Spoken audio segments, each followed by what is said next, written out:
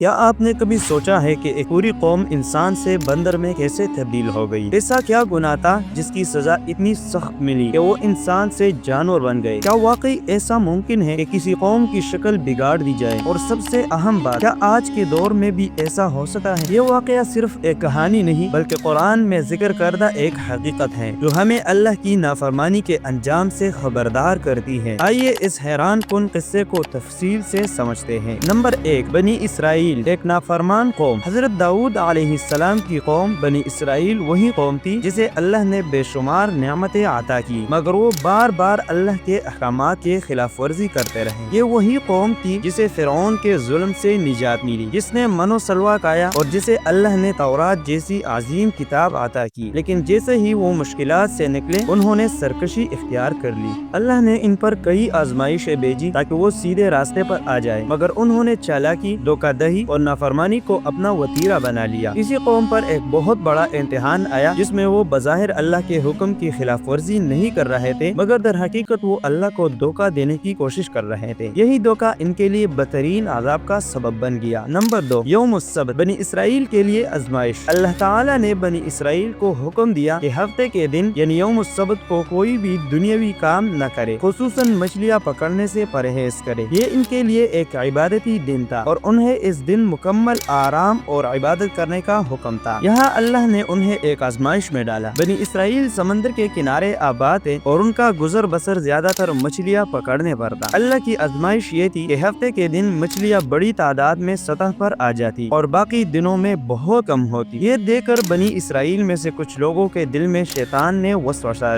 ڈال دیا، اگر ہم ہفتے کے دن مچھلیاں نہ پکڑے تو ہمارا نقصان ہو جائے گا، کیوں نہ ہم کوئی چالاکی کر لیں۔ یہاں سے ان کی نافرمانی کا آغاز ہوا۔ نمبر 3، بنی اسرائیل کی دھوکہ دہی۔ بجائے اس کے کہ وہ اللہ کے حکم پر صبر کرتے، انہوں نے ایک چالاکی نکالی۔ وہ لوگ ہفتے کے دن سمندر میں جال لگا دیتے مگر مچھلیاں پکڑتے اتوار کو۔ کچھ لوگوں نے ساحل پر چھوٹے چھوٹے ہاؤس یعنی پاؤنڈز بنا لیے تاکہ ہفتے کے دن مچھلیاں ان میں پھنس جائیں اور وہ اگلے دن آسانی سے پکڑ لیں۔ ظاہری طور پر وہ یہ دعویٰ کر رہے تھے کہ ہم تو ہفتے کے دن شکار نہیں کر رہے، مگر حقیقت میں وہ اللہ کے حکم کے ساتھ مذاق کر رہے تھے۔ یہ ایسی ہی چالاکی تھی جیسے کوئی رشوت کو تحفہ کہہ کر جائز بنانے کی کوشش کرے یا کوئی جھوٹ کو چالاکی کا نام دے کر اپنی غلطی کو چھپائے۔ نمبر 4، قوم کے 3 گروہ۔ جب یہ گناہ عام ہونے لگا تو بنی اسرائیل 3 گروہوں میں تقسیم ہو گئے۔ نمبر 1، گناہ کرنے والے، وہ لوگ جو ہفتے کے دن مچھلیاں پکڑنے کے لیے دھوکہ دہی کر رہے تھے۔ نمبر 2، نیک لوگ، وہ جو انہیں منع کر رہے تھے اور بار بار سمجھا رہے تھے کہ اللہ کا عذاب نہ آئے۔ نمبر 3، خاموش لوگ، وہ جو نہ خود گناہ کرتے نہ دوسروں کو منع کرتے بلکہ خاموش رہتے۔ نیک لوگوں نے کہا یہ اللہ کے حکم کی کھلی نافرمانی ہے، اگر تم باز نہ آئے تو اللہ تمہیں سخت عذاب دے گا، مگر نافرمان ہنس کر کہتے ہم کچھ غلط نہیں کر رہے، اللہ نے شکار منع کیا تھا، ہم نے شکار نہیں کیا، بس جان لگایا ہے۔ یہ جواب وہی تھا جو آج کے لوگ اپنی غلطیوں کو چھپانے کے لیے دیتے ہیں۔ نمبر 5، اللہ کا قہر، بندر میں تبدیل ہونے کی سزا۔ جب بنی اسرائیل نے باز آنے سے انکار کر دیا تو اللہ کا عذاب نازل ہوا۔ قرآن میں اللہ تعالیٰ فرماتے ہیں اور جب انہوں نے اس چیز سے سرکشی کی جو انہیں منع کی گئی تھی تو ہم نے ان سے کہا کہ ذلیل بندر بن جاؤ۔ سورہ البقرہ 65۔ اچانک ایک ہی رات میں وہ سب بدصورت، ذلیل اور کمزور بندروں میں تبدیل ہو گئے۔ یہ وہی لوگ تھے جو کل تک اپنی عقل اور چالاکی پر فخر کر رہے تھے مگر آج وہ جانوروں میں بدل گئے۔ یہاں پر میں آپ کو ایک ضروری بات بتاتا چلوں کہ آج کل کے لوگ سمجھتے ہیں کہ آج کے یہ جو بندر ہے یہ وہی داؤد علیہ السلام کی قوم ہے، تو یہ بات سراسر غلط ہے۔ حدیث کے مطابق یہ بندر صرف 3 دن زندہ رہے۔ وہ نہ کچھ کھاتے تھے نہ پیتے تھے، وہ اپنے پیاروں کو پہچانتے تھے مگر کچھ کہہ نہیں سکتے تھے۔ 3 دن کے اندر اندر وہ سب مر گئے اور ان کی نسل بھی ختم ہو گئی۔ یہ اللہ کا عذاب تھا جو نافرمانیوں پر آیا جبکہ نیک لوگ محفوظ رہے۔ نمبر 6، آج کے لیے سبق، کیا ہم بھی نافرمانی کر رہے ہیں؟ یہ واقعہ صرف بنی اسرائیل کے لیے نہیں بلکہ ہمارے لیے بھی ایک وارننگ ہے۔ کیا ہم اللہ کے احکامات کو چالاکی سے توڑنے کی کوشش نہیں کرتے؟ کیا ہم سود کو منافع کہہ کر جائز نہیں بنا رہے؟ کیا ہم رشوت کو تحفہ اور جھوٹ کو سفارتی چالاکی کا انعام نہیں دے رہے؟ اگر آج بھی ہم اللہ کی نافرمانی کو معمولی سمجھے تو کیا ہم اللہ کے عذاب سے بچ سکیں گے؟ یہ کہانی ہمیں سبق دیتی ہے کہ اللہ کے احکامات کے ساتھ مذاق نہیں کیا جا سکتا۔ اگر کوئی اللہ کو دھوکہ دینے کی کوشش کرے تو وہ خود کو دھوکہ دے رہا ہوتا ہے۔ اگر آپ کو یہ ویڈیو پسند آئی تو اسے زیادہ سے زیادہ شیئر کریں تاکہ دوسرے بھی اس اہم سبق کو سیکھ سکیں۔ اگر آپ کو ایسی ہی مزید دلچسپ، سنسنی خیز اور مزیدار مزیدار ویڈیوز دیکھنی ہے تو ہمارے چینل ہمدرد ٹی وی کو سبسکرائب کریں، اور اگر آپ یہ جاننا چاہتے ہیں کہ موت کے بعد 5 منٹ کیسے ہوتے ہیں تو آپ ہمارے چینل پر موجود